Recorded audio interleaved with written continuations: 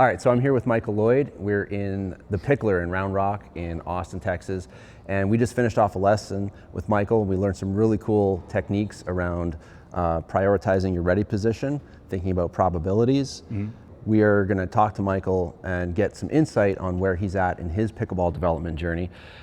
At the Brookhaven Country Club last week, World Championships, you made it in men's doubles into round of 16. Yeah. You and Martin Emmerich partnered up, and you faced off in round of 16 against Ben Johns and Gabe Tardio. How was that for you?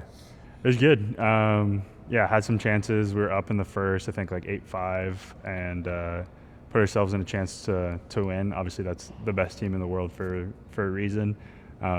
Especially like, not that Martin has an easy job either, but it is really tough thinking cross court with the world number one and then having the world number two in your face. But yeah, I thought we did a good job of like making good decisions, giving ourselves a chance. I think we maybe got a little antsy in the second game, and they also stepped it up. But it's always good to compete against the world's best and push them. Obviously, you want to go to that next step and take it to them and beat them. I've been fortunate enough. I've beaten a world number one team before last year, J-Dub and Dylan. So I know I have what it takes, and just kind of always pushing for those big wins. So pickleball tournaments are grind, as you know this better than most people, because I mean at the pro level you're single elimination, and it can be pretty tough obviously to show up, put in all this effort, and then lose one match and then packing your bags. And so how do you as an athlete prepare mentally for that kind of high stakes, if you will? I think just trying to really put it into perspective as much as possible. Yeah, it's high stakes. Yeah, I'm playing for a living and for money and all this other stuff, but I'm also super blessed. I play pickleball. Like at the end of the day, if I have a bad day, I'm still gonna, have support from my friends, my family, my sponsors. They're all there with me too. So yeah, I think just kind of having that ground me. I also like to just try to do as much as possible to kind of put it outside of myself before I get out on the court. I like to make sure that I'm, meditating, getting in some prayer, like doing a lot of things to kind of calm me down. I'm one of the guys that like, I don't have a hype song or anything like that. I'm normally trying to chill out. I'll listen to like some gospel music or some Jack Johnson, like some stuff to really mellow me. And then, just get out on the court and to try to bring it all. I think it's also really important to remember, like, you're not going to win the match that day. Like, it's all the work that you've done prior to. And if you've done the work, I think there's a certain amount of stress relief that kind of comes with that, and you get to go out and just compete and have fun after you've done it, day in, day out, week in, week out beforehand.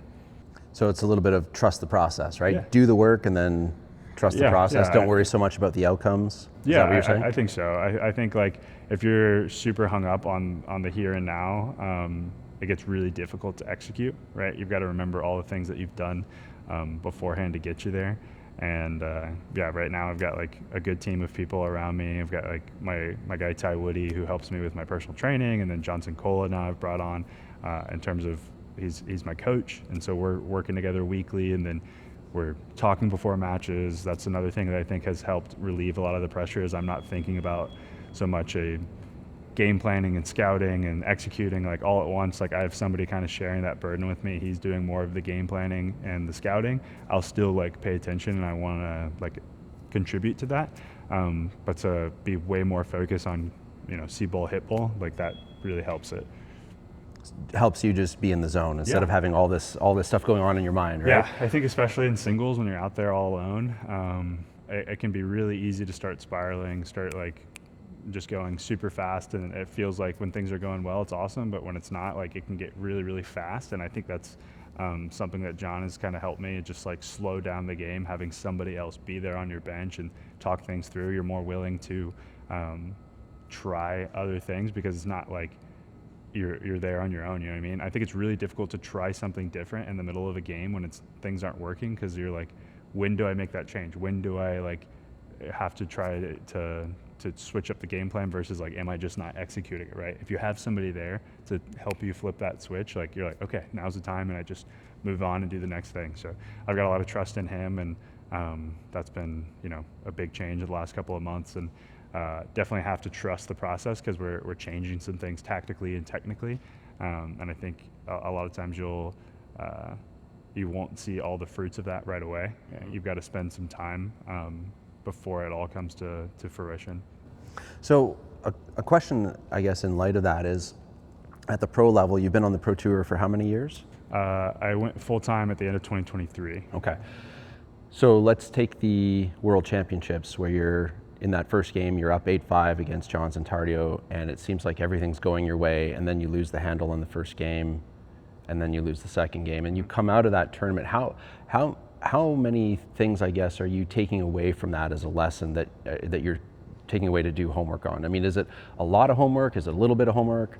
Yeah, I think it's really important to not get too hung up on like individual tournaments or individual results. Like I, with John, have put together like, 3 to 5 things that we're working on, right? And some days you're going to show up to the court and it's going to work really well. Some days it's not. Maybe it's kind of like that match was where I felt like it was really working for the first half and then it wasn't for the second. So it's not too much. I want to stick with like a kind of overarching plan. There's a couple of course, takeaways that you'll always learn from each tournament, but you should have your core things that you're kind of sticking to and working on. Okay, that makes sense.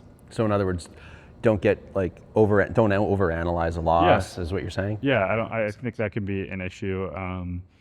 In singles, I came away with like one thing that I'm already working on that I want to spend some time on, and then another new thing that like I'm going to pay attention a little bit more to is like, for the new thing is like me and the midcourt, right? Like paying attention to a little bit more off-pace stuff and using different cadences in the midcourt instead of just like kind of blazing my way through that. I've been known to have like a really good 1-2 combo where I hit a good third and I close in behind it, but I think there's some nuance in between that I'm going to spend time working on next. So last question then. I think what we've heard in our own analysis, we've heard it a few times. I think Colin Johns told us this, and we've heard it from other folks. But as we analyze the game more and more, it absolutely seems to be a distinguishing factor from the pros that get up into the upper echelons, into the top 10 rank, is that so much of it comes down to the discipline of shot selection and patience. Yeah. Is that what you're finding? Yeah, I think so. Like I've gotten to the top 10 in singles, and I think a lot of that is like shot selection and making sure that you're choosing the right things. I'm trying to break into that top 10 and mixed and men's as well.